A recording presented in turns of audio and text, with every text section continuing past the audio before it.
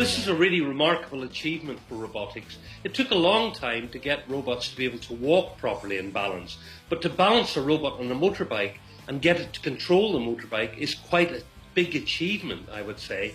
And they're talking about using it for motorcycle racing, but I think it would make the perfect delivery robot of the future.